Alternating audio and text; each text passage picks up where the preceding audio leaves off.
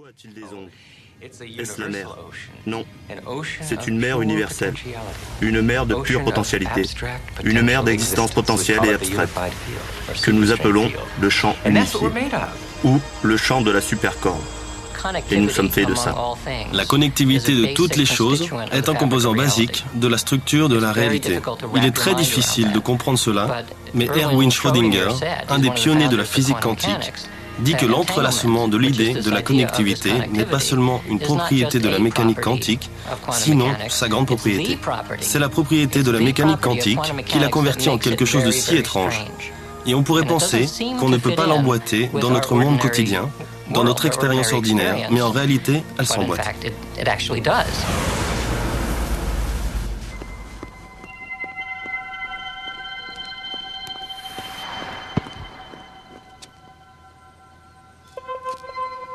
Vous voulez bien me lancer le ballon?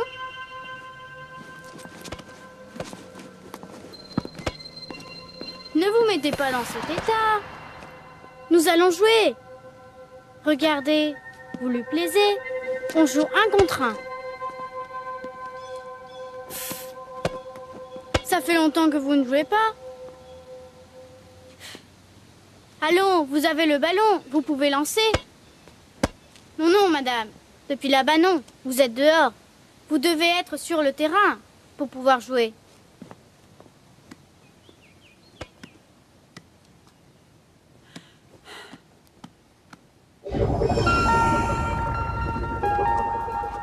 Bienvenue au territoire du duc de Réginal, des possibilités sans fin.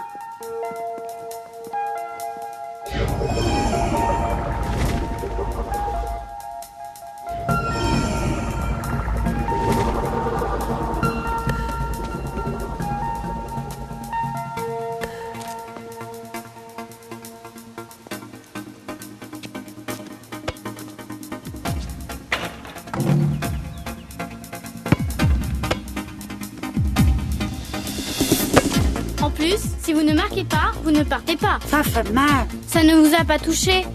Non. Et il n'est pas solide. Ce ballon est presque vide. À l'école, on nous apprend que le monde est fait de choses, de matière, de masse, d'atomes. Les atomes forment des molécules. Les molécules forment des matériaux.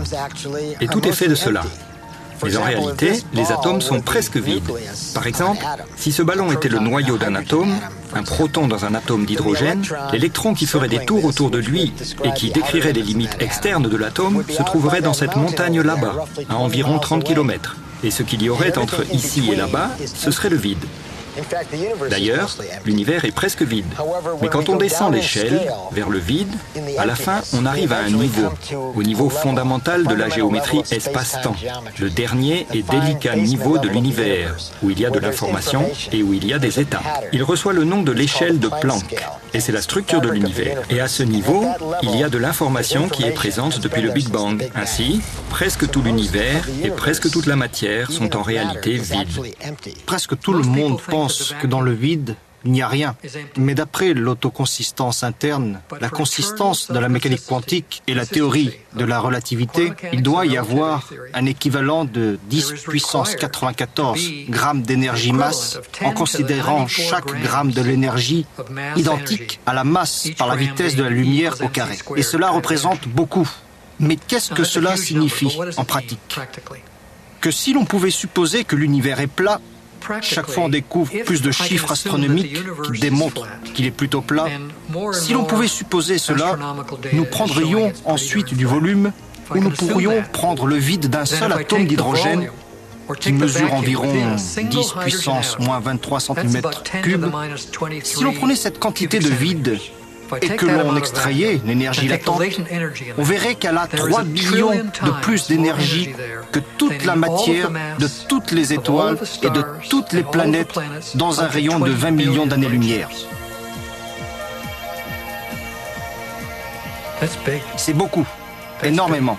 Et si la conscience te permet de contrôler, même s'il ne s'agit que d'une infime fraction, il est alors facile de provoquer un Big Bang. Les organisations comme la NASA ou la British Aerospace essaient de profiter de cette incroyable mer d'énergie, tellement grande qu'elle est impossible à imaginer. Et ils pensent que si on peut l'exploiter, nous serons capables de voyager dans d'autres galaxies.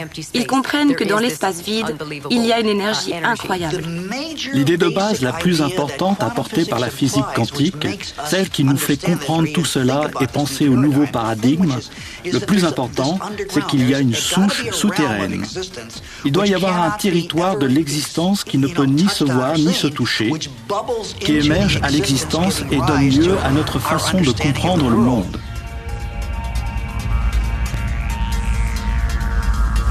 Les physiciens les plus rigoureux ont essayé de s'accrocher à la réalité physique pour comprendre de quoi elle est faite et voir les éléments impassibles de construction de la vie. Sur cette base, la vie, l'univers, nous échappent des mains et ils s'accrochent à une idée qui devient chaque fois plus abstraite.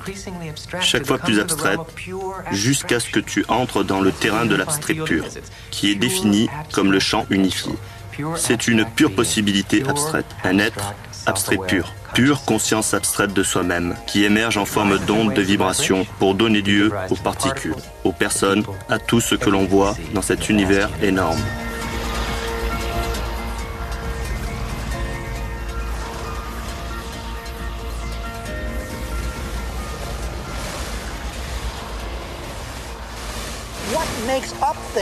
Ce qui forme les choses ne sont pas des choses, mais ce qui forme les choses sont les idées, les concepts, l'information. Et comme j'ai dit, il n'y a pas de contact.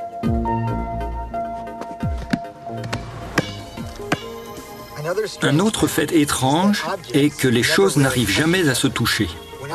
Quand je tape dans ce ballon, ces atomes et ceux du sol n'entrent pas en contact. Alors personne ne touche rien. Allons, laissez vos affaires par terre.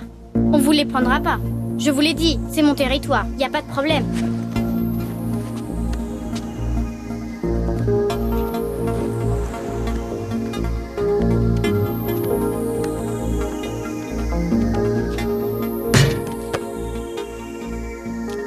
Longtemps sans jouer ? Je suis en retard. En physique, le premier sentiment que le temps n'était pas comme il en avait l'air est apparu lors de la découverte de la relativité. Ce fut le premier. On a eu l'intuition que le temps n'était pas absolu, qu'il n'était pas l'ultime souverain de l'univers. Que Dieu Tout-Puissant n'avait pas dit « une seconde, une seconde, une seconde, une seconde, un mètre, un mètre, un mètre ». Nous sommes tous dans un champ de gravité. En réalité, nos têtes bougent un tout petit peu plus vite que nos pieds. La deuxième loi de la thermodynamique affirme que les choses se déroulent et avancent. Et cela donne une erreur de temps. Mais dans le monde quantique, dans le micro-monde, on dirait que la deuxième loi de la thermodynamique n'a aucune validité. Et les choses peuvent revenir en arrière et être éternelles. Les équations fondamentales de la physique ont une propriété à laquelle nous faisons référence en utilisant le terme d'inversion temporaire. Et la symétrie d'inversion temporaire signifie qu'un ensemble de lois reste symétrique si l'on change le signe du temps. Ce sont des lois qui ont les caractéristiques suivantes. N'importe quel processus qui se dresse selon ces lois, si elles sont inversées dans le temps, sera toujours régi par ces mêmes lois. Très bien. Cela devrait dire que le lait sort du café autant qu'il se dissout dedans, que les gens rajeunissent autant qu'ils vieillissent, que nous avons le même genre d'accès à la connaissance du futur que du passé, que si l'on agit maintenant, on peut avoir une influence sur le passé autant que sur le futur. Eh bien, ce n'est pas le cas. Tout cela entre en conflit direct avec la façon de comment, psychologiquement, nous expérimentons le monde. Une des idées les plus difficiles à accepter encore, même si la physique quantique est dans ces mondes depuis déjà quelque temps, c'est la possibilité ou la notion que le futur peut avoir un effet de cause dans le présent. Nous croyons que le passé peut avoir un effet de cause dans le présent. Je tiens un ballon, je le lâche. Il tombe. Cause, effet, quand il touche le sol. Mais le sol peut-il être la cause du fait que j'ai lâché la balle ? Seule l'expérience consciente nous donne l'impression d'avancer dans le temps. Dans la théorie quantique, nous pouvons revenir en arrière. Et il y a des indices comme quoi les processus du cerveau en relation avec la conscience se projettent à l'envers dans le temps. Vers la fin des années 70, un neurophysiologue de l'Université de Californie à San Francisco, appelé Ben Libet, a fait des expériences très connues. Libet a examiné des patients qui se soumettaient à une neurochirurgie cérébrale avec le cerveau exposé et conscient en même temps. Il leur a fait une anesthésie locale dans le but d'endormir la zone du crâne et du cuir chevelu et pouvoir avoir accès au cerveau pendant qu'ils étaient conscients. De ce fait, ils pouvaient converser. Il fit deux choses. Dans un sens, il leur stimulait le petit doigt, regardait la partie de la croûte sensorielle du côté opposé qui était en relation avec celui-ci. Il enregistrait électriquement l'activité et demandait aux patients quand ils se rendaient compte de la stimulation du petit doigt. D'un autre côté, il stimulait aussi cette zone de la croûte.